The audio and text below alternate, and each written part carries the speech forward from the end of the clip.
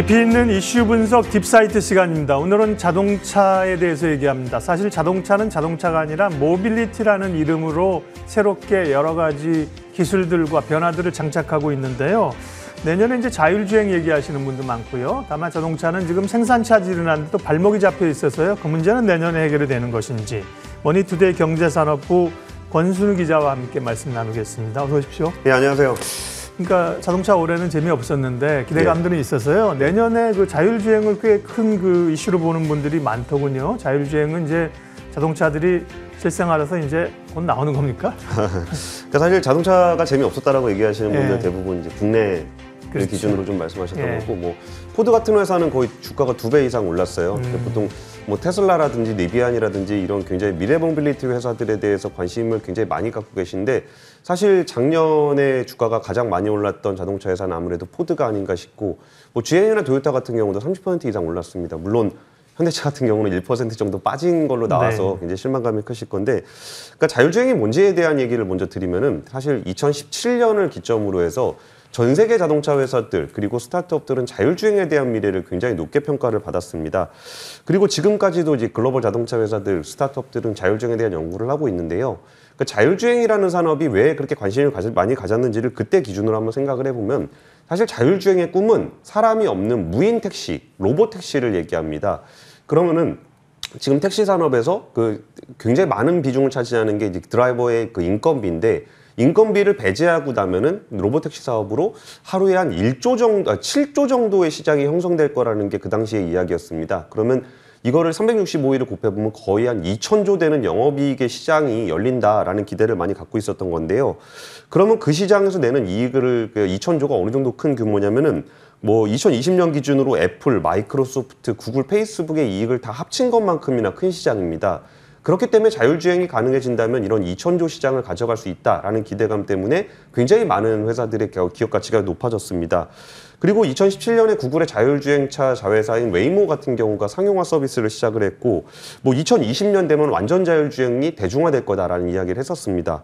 그리고 뭐 그 포드라든지, 그러니까 GM 같은 경우는 2018년에 자율주행을 상용화한다라고 얘기를 했었고, 그리고 이제 현대차 같은 경우도 오로라와 함께 만들어서 2021년 올해부터 완전 자율주행을 선보이겠다라고 발표를 했었습니다. 하지만 지금 2021년이 거의 다 지나간 지금 봤을 때 도로에서 자율주행차를 보시는 분은 거의 없을 겁니다. 시험용만 보죠. 예. 그리고 이제 2023년 정도, 현대차 같은 경우는 2023년 정도로 이렇게 미뤘고, 뭐 내년이라고 한다면 레벨 3 정도 수준인데, 레벨 3가 어느 정도 수준이냐면 고속도로에서 시속 60km 정도를 갈 때 좀 자율주행이 가능하다, 손을 떼어도 된다, 뭐 이런 정도 수준이에요. 그래서 진짜 로봇택시가 상용화됐다라는 것들은 아직까지는, 그러니까 2017년의 약속은 3년, 4년이 지난 지금은 전혀 달성되지 못했다라고 보셔도 될 것 같습니다. 네. 다른 분야는 모르겠지만 자동차는 이제 안전 문제가 직결된 거기 때문에 그걸 자율주행을 실현하기가 쉽지 않은 것 같습니다. 그러나 애플카의 그 이슈도 살아있고, 자율주행에 대해서 기대감은 높은 거 아니에요? 전반적으로 조금 자율주행에 대한 미래를 권 기자께서 조금 어둡게 보시는 거 아닌가요? 예, 저는 조금 어둡게 보고 있습니다. 그러니까 아무리 높게 이르게 평가를 하더라도 한 2025년 이전까지 자율주행이 정말 화두가 돼가지고 이익을 내게 될 거다, 저는 그렇게 보진 않습니다.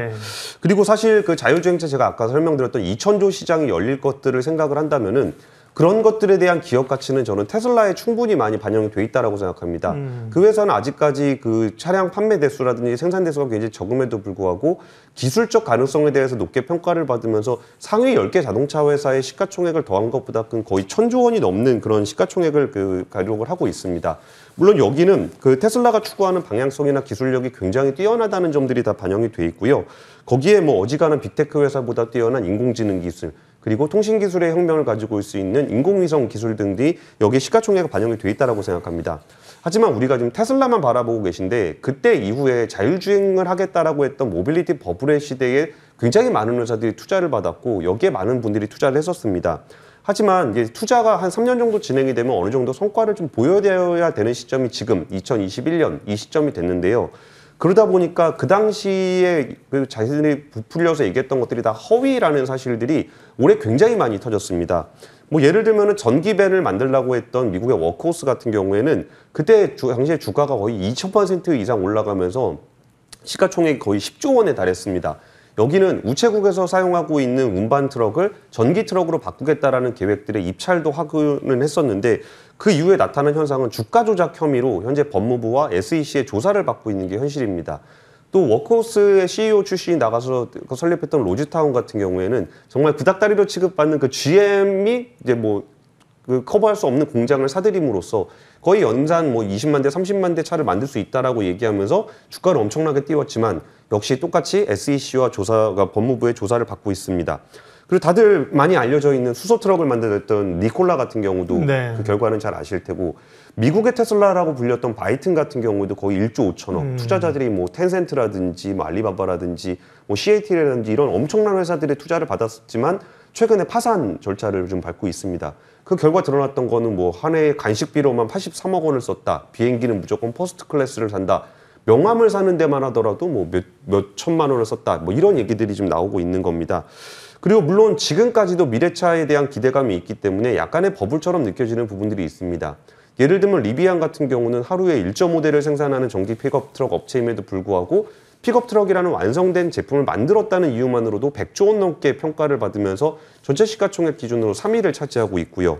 그리고 베트남의 빈베스트 같은 경우는 전기차가 한 대도 없음에도 불구하고 상장을 하게 되면 한 56조 원 정도, 현대차가 50조 원인데 그런 회사들도 56조 원의 기업 가치를 평가받고 있는 것이 현실입니다. 미래차에 대한 기대가 좀 과했다고 말씀하셨는데 동의하는데 주로 스타트업들 아니니까 스타트업은 사실은 벤처 정신을 가지고 있기 때문에 원래 좀 그런 위험성과 미래에 대한 기대감이 혼재되어 있는 거 아닌가. 그렇다면 아까 포드도 말씀하셨지만 기존 자동차 업체들이 그런 혼란 속에서의 주도권을 점진적으로 쥐고하는 건가요? 앞으로 그림은? 그러니까 이제 그 실체가 드러나게 되는 시점인데 자동차 회사들도 그 당시에는 제대로 된 전기차를 만들지 못하고 있었기 때문에 스타트업이 뭔가를 하겠다는 얘기나 자동차 회사가 뭘 하겠다는 얘기가 특별히 오히려 좀 여기는 구닥다리 자산이 많으니까 저평가, 여기는 아예 새로 시작하는 데니까 고평가 이런 것들이 좀 많았어요. 근데 2021년 그러니까 자율주행 전기차의 어떤 버블의 시기를 어느 정도 걷어낸 다음에 이제 실질적으로 뭔가를 보여줘야 되는 시점이 왔을 때 오히려 완성차 회사들의 그동안 준비해왔던 작품들이 하나둘씩 모습을 나타내고 있습니다. 예를 들면 현대차의 아이오닉 5, EV6 그리고 최근에 나왔던 제네시스 GV60 같은 경우도 전기차 플랫폼으로 예전에 2017년에 발표했던 것과 달리 실질적인 모습들을 보여주고 있잖아요. 그런 것들이 좀 나와 있는 게 있고 포드 같은 경우도 이번에 주가가 그렇게 많이 올라갈 수 있었던 거는 그 포드가 자랑하는 최고의 픽업 트럭 F150을 전기 트럭으로 만든 F150 라이트닝 같은 경우가 지금 보여주고 있거든요. 예. 그러면서 굉장히 많은 배터리 생산에 대한 캐파를 확보를 하고, 그러니까 이전까지 배터리 버블이, 그러니까 모빌리티 버블이 날 수 있었던 거는 실체가 없기 때문에 이걸 확인할 수 있는 기업 가치 평가가 좀 어려웠습니다. 근데 자동차 회사들이 실질적인 전기차를 내놓고 이거를 생산하기 위한 공급망들이 하나둘씩 수면 위로 드러나면서 여기에 대한 기업 가치 평가가 조금씩 달라지고 있는 겁니다. 아까 말씀드렸던 것처럼 포드는 올해 주가가 9달러에서 20달러까지 거의 130%가 올랐고, 그렇게 주가가 많이 오른 듯 보였던 테슬라는 올해 들어 주가만 본다면 약 50% 정도가 올랐습니다. 근데 이게 전기차를 개발한다는 게 생각보다 쉽진 않습니다. 예전에는 전기차는 부품 수도 적고 모듈화를 하게 되면은 생산 기술은 별거 아닐 거다라고 좀 얘기를 하면서 그게 없는 회사들에 대해서도 굉장히 높은 평가를 줬었거든요.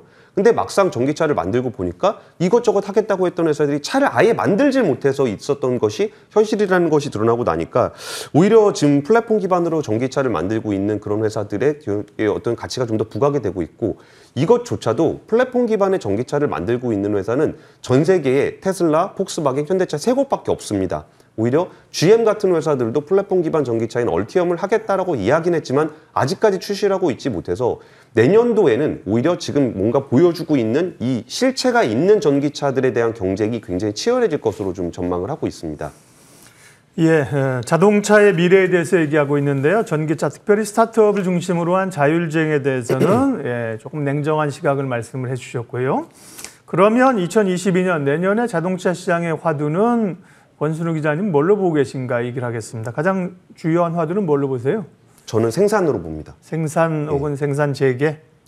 되게 구닥다리 같은 얘기인데 야, 뭐 자동차 생산은 원래 하는 거 아니냐 네. 라고 얘기할 수 있을 것 같은데, 사실 예전만 하더라도 생산 기술은 별거 아니니까 정말 미래의 어떤 모빌리티 기술, IT 기술을 갖추면 생산은 그냥 하청 주면 된다라는 생각들을 많이 했었어요. 근데 사실 이 생산 기술에 대한 그 난도에 대해서 가장 강조해서 얘기하고 있는 거는 아이러니하게도 미래차의 선두주자인 테슬라입니다. 일론 머스크 같은 경우에 이제 리비안 돌풍이 부니까 오히려 그걸 바라보면서 향후에 니네가 대량 생산이 가능한지 여부가 진짜 고비가 될 걸, 그리고 그게 너네한테 진짜 시험대가 될 거야 라는 트윗을 남겼습니다. 이 부분을 일론 머스크가 정말 절실하게 느끼는 이유는 2018년, 고작 3년밖에 안 됐는데 3년 전에 일론 머스크가 무슨 얘기를 했었냐면은 지금 나 공장 바닥에서 자고 있다. 근데 여기가 내가 편하고 좋아서 자는 게 아니라 정말 생산이 너무너무 힘들고 여기는 생산 지옥이다 라는 얘기를 한 적이 있었어요. 그렇게 얘기하면서 이제 그 당시에도 테슬라가 공언했던 생산 대수를 만들지 못했을 때 어마어마한 공매도가 쏟아졌고, 이것 때문에 그 일론 머스크가 우리 상장 폐지할 거야 뭐 이런 얘기도 해가면서 굉장히 교통을 겪었습니다. 이런 대량 생산의 고통을 제일 잘 아는 회사가 오히려 테슬라이기 때문에 일론 머스크가 지금 올라오고 있는 스타트업들을 향해서 야, 니네 진짜 대량 생산하면 장난 아닐걸? 니네가 정말 어떤 그 프로토타입을 만들고 계획을 짤 때하고 진짜 생산할 땐 달라라고 좀 자신 있게 얘기하고 있는 겁니다. 그래서 지금까지 이제 글로벌 자동차 회사들, 그러니까 전기차라는 거는 실체가 불분명했기 때문에 여기에 대한 평가가 굉장히 엇갈렸지만, 이제 실제 자동차 생산을 하게 되는 그 자동차들이 실제로 모습을 나타내기 시작하면서 자동차 생산에 대한 관심들이 많이 높아지고 있는 겁니다. 테슬라 같은 경우는 올해 연말까지 하면 약 90만 대 정도를 생산할 수 있을 것으로 보이는데, 이제 기가 베를린에 대한 인허가가 마무리가 되면 내년 정도가 되면 실제적으로 생산에 들어갈 테고, 네. 그러면 테슬라가 아무리 많은 기업 가치를 받는다고 하더라도 실제로 만들어낼 수 있는 전기차의 숫자는 약 150만 대 정도가 될 거예요. 그리고 거기에 대해서 지금 구닥다리 취급을 받고 있던 그 폭스바겐 같은 경우가 이제 올해 50만 대밖에 못 만들었는데, 양산 기술에 대한 경쟁력을 갖추고 있는 회사가 거기에 전기차에 대한 어떤 모델들을 내놓고 이거에 대한 채비를 갖췄을 때 훨씬 더 빠르게 속도가 늘어날 수 있다라고 보는 거고, 폭스바겐 같은 경우도 내년에는 150만 대 이상, 뭐 140만 대 이렇게 만들 수 있을 거라고 보고 있고요. 파이낸셜 타임즈 같은 경우는 한 2024년이 되면 전기차를 기준으로 한 생산 대수에서도 폭스바겐이 오히려 테슬라를 앞지를 수 있을 거다라고 좀 전망을 좀 하고 있습니다. 그리고 현대차 같은 경우도 2025년 기준으로 그 한 전기차 판매 목표를 한 56만 대를 설정을 했는데, 지금 같은 분위기라면 여기서 전기차를 실제로 뭔가 좀 더 많이 보여줘야 되고 전기차에 대한 수요가 폭증하고 있고, 이런 고객들에 대해서 어떤 상품을 공급하려면 지금보다 훨씬 더 많은 수량으로 생산 계획을 수정하고 있는 것으로 저는 취재를 하고 있습니다. 예. 근데 일론 머스크도 그걸 모르는 바는 아니잖아요. 자기들이 이제 전기차를 먼저 했지만 기존 업체들이 따라올 거는 건 분명히 알고 있고요. 그러니까 새로운 먹거리를 위해서 자율주행도 얘기하고 뭐 우주 산업도 하는 건데요. 모빌리티에 대한 미래들, 크게 이제 전기차, 현기차는 수소차, 친환경차가 있겠고, 오늘 말씀하신 자율주행이 있겠고, 범위를 좀 더 넓게 보면 모빌리티로서 뭐 UAM 이런 것도 있을 거예요. 말씀하신 걸 정리해서 그러면 미래 모빌리티에 대한 그림을 투자자들은 어떤 거를 좀 공부하면서 그려야 됩니까? 네. 그러니까 아까 제가 설명드렸던 로보택시가 되면 2,000조 시장이 열린다. 네. 매출 기준이 아니고 영업이익 기준입니다. 네. 영업이익의 2,000조 시장이 열린다는 걸 누구나 다 알고 있기 때문에 거기에 대한 기술을 개발하고 누가 더 앞서가고 있는지에 대해서는 이런 모빌리티 투자를 하시는 분들은 계속적으로 모니터링을 하실 필요가 있어요. 근데 반면에 이것이 뭐 될 거다라고 현재 단계에서 이야기를 해서 가격을 부풀리거나 신규 투자를 유치하거나 약간의 버블성의 어떤 투자가 나타났던 거는 지금의 결과, 지금 그런 모습이 나타나고 있는 것에 그 이전에 1년, 3년 전, 4년 전부터 일어났었던 그 과정에서 우리는 여기서 살아남아 있는 테슬라만 바라보고 있는데 나머지 회사들이 거의 지금 존재감이 상실돼 있다라는 것들도 분명히 투자 위험으로 명심하셔야 되는 게 있습니다. 그리고 과거하고 시점이 완전히 달라진 게, 이전에는 아무도 그걸 못 만들고 있는 상황에서 내가 만들겠다라는 회사들에 대해서 밸류에이션을 높게 평가를 해줬던 거고, 지금은 테슬라도 굉장히 많은 차량의 대수를 만들어내면서 생산 쪽에서도 굉장히 유의미한 모습들을 보여주고 있어요. 그러면 테슬라가 생산에서도 그렇고 기술에서도 그렇고 이렇게 유의미한 모습을 보이는데, 그런 거 아무것도 없이 기술과 어떤 보랏빛 전망만 가지고 얘기하는 회사들에 대해서 투자를 지금 과연 하는 게 지금 시점에 맞을까라는 고민들을 하셔야 되는 겁니다. 그리고 사실 그 자율주행을 얘기하게 되면 항상 1위로 거론됐던 거는 구글의 웨이모거든요. 네. 웨이모 같은 경우는 기업 가치 평가를 했을 때 비상장이긴 하지만 200조 원이 넘는 평가를 받았었어요.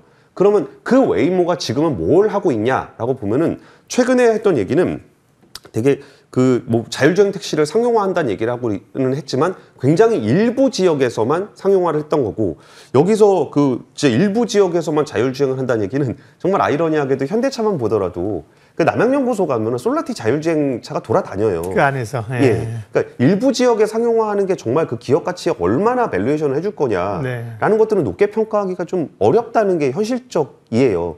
그리고 웨이모 같은 경우는 최근에 좀 뭐 하겠다라고 얘기하고 있냐면은 그 음식 배달한다고 하고 있어요. 그러니까 사람을 태워서 자율주행을 한다라는 거는 뭐 기술적으로도 어렵기도 하거니와 여기에 뭐 제도적인 측면이라든지 아니면 여기에 사람들의 수용성 측면에서 굉장히 어렵기 때문에 예. 사람을 태우지 않고서 여기서 그냥 뭐 음식을 배달하는 정도를 한번 해보겠다라는 것들이 지금 세계 최고의 자율주행 기술을 하고 있다라는 웨이모가 최근에 발표를 한 겁니다. 그러면은 여기서 우리가 자율주행을 하겠다라고 이야기가 자율주행을 하겠다라고 이야기만 하고 있는 그런 회사들에서 어떻게 평가할 것인가를 좀 냉정하게 한번 봐야 된다라는 거죠. 네. 세계 1위 회사가 4년 동안 연구해서 하고 있는 게 이제 음식 배달 시작하는 건데 지금 처음 자율주행을 하겠다는 어떤 새로운 솔루션을 보여주지 못하고 있는 회사에 대한 평가를 내년에도 과연 높게 해줄 수 있을 것인가를 좀 냉정하게 보겠다는 겁니다. 사실 뭐 되는 걸로만 따지면은 이번에 그 서울 모빌리티 쇼에서 아이오닉 5를 기반으로 한 레벨 4의 자율주행 차를 현대차가 보여줬거든요. 보시면은 거기에 이제 모셔널이랑 함께해서 만드는 건데 이게 내년부터 서울시에서 실증 사업을 해요. 그럼 굉장히 도로가 복잡한 상황에서 실증 사업을 하는 그런 택시가 그러니까 택시는 아니지만 실증 차량이 돌아다닐 건데, 그렇다라고 해서 현대차한테 엄청난 밸류에이션을 줄 것이냐? 그거는 좀 어렵다라는 걸 다들 인지하실 수 있을 것 같습니다. 그럼 여기서 우리가 냉정하게 봐야 되는 거는 우리가 꿈꿨던 사람이 없는 완벽한 무인 택시, 로봇 택시의 시장, 2,000조 시장을 바라보고 갈 것인가라고 봤을 때, 그러면 제가 얘기했던 건 자율주행은 아무 의미가 없는 것이냐라는 게 아니고, 여기서 그 테슬라 같은 경우에 테슬라 차 타보셨나요? 안 타봤습니다. 그러니까 오토파일럿을 이용해서 타셔보신 분들은 예. 이게 진짜 완전 자율주행차라 내가 아무것도 안 하고 운전하는 거 안 돼도 상관없다예요. 그냥 그 제한적인 공간에서라도 내가 너무 편하게 뭐 핸드폰을 보면서 뭐 페이스북도 할 수 있고 음악도 할 수 있고 옆에 사람하고 얘기도 할 수 있고, 이것만으로도 그 차를 사야 되는 가치를 굉장히 높게 평가를 하고 있는 거예요. 그 얘기는 뭐냐면 로봇택시의 시대가 오지 않더라도 자율주행을 보조해주는, 안전하게 지켜주는 그런 기능을 가진 자동차만으로도 그 상품성 측면에서 굉장히 높은 평가를 해줄 수 있다는 겁니다. 그러면 여기서 한 단계 더 나가서 테슬라가 주장하고 있는 것처럼 여기서 자신들의 차량의 사고율이 옛날에는 13% 정도였다가 우리가 2%대로 떨어졌다. 그러면 여러분, 우리가 뭐 그렇게 사고 많이 나는 차들하고 같이 보험에 가입해서 거기 많은 보험료를 내시겠습니까? 아니면 사고율이 훨씬 더 낮은 테슬라 차량을 사시고 테슬라 차량만 가입할 수 있는 보험을 사시겠습니까? 라고 했을 때 테슬라 차량은 로봇택시가 되지 않더라도 그 상품성 자체를 굉장히 높게 평가를 받는 겁니다. 그러면은 그 GM 같은 경우도 2023년부터 울트라 크루즈라고 해서 거의 95%의 도로 상황에서 대응할 수 있는 기능을 탑재한다고 했습니다. 현대차 같은 경우도 HDA를 넘어서 HD2를 넘어서 그거보다 훨씬 더 나은 첨단 주행 보조 기능, 그러니까 완전 자율주행차가 아니더라도 내가 일정 구간에서는 충분히 편안하게 운전할 수 있고 나의 사고율을 극단적으로 낮춰줄 수 있는 그런 상품성이 개선된 차량이라면 그 차량을 구매할 수 있는 그런 가능성은 훨씬 더 커지는 거고, 그 안에서 활용할 수 있는 어떤 그 모빌리티 서비스, 뭐 음악을 뭐 듣는다거나 아니면 결제를 한다거나 이런 것들이 차량 자체의 상품성을 높여주는 효과가 분명히 있을 겁니다. 네. 그럼 여기서 또 하나 걸리는 거는 그런 상품성 높은 차량을 만들 수 있을 것일까? 라는 것이 내년에 생산이라는 화두가 걸리게 될 거라는 거고, 이게 뭐 차량용 반도체라든지 이런 것들이 문제가 되면서 여기에 대해서 병목 현상을 얼마나 잘 극복하면서 상품성 높은 차량을 만들고 그 안에서 모빌리티 서비스로 추가적인 수익을 얻어내고 할 것이냐가 내년의 화두가 될 것으로 보이고요. 물론 자율주행의 어떤 좀 더 추가적인 경쟁으로 간다 그러면 2024년, 25년 뭐 엔비디아 같은 IT 플랫폼들이 자율주행에 접근하는 그 시점이 되면은 또다시 테슬라와 비견할 수 있는 IT, 뭐 인공지능 솔루션을 가진 회사들이 함께 경쟁을 하면서 다시 한번 그때는 뭔가 어떤 회사가 좀 더 자율주행에 능숙할 것인가에 대해서 또 경쟁하는 그런 타이밍이 올 것 같습니다. 그래서 내년 단기적으로는 저는 자동차 생산이 더 중요할 거고 여기에 대해서는 완성차 회사들의 전기차의 상품성이 얼마나 개선되는지가 오히려 좀 더 화두가 될 거고 2, 3년 지나서 다시 한번 자율주행에 대한 관심이 높아지지 않을까라고 보고 있습니다. 말씀하신 내용을 포함해서 이제 연말에 공부를 좀 해야 됩니다. 택배도 과거에 택배라는데 요즘 이제 풀필먼트라는 단어를 사용하거든요. 자동차도 자동차가 아니라 이제 모빌리티라는 단어가 개념이 더 확산되는 거죠. 여러 기술적 결합들을 통해서요. 예, 딥사이트 오늘은 자동차 산업 모빌리티의 미래 2022년에 주목할 키워드 살펴봤습니다. 머니투데이 경제산업부 권순우 기자 함께했습니다. 잘 들었습니다. 예, 감사합니다. 지수 한번 확인할까요? 코스피는 조금 밀렸습니다. 2930선에서 10포인트가량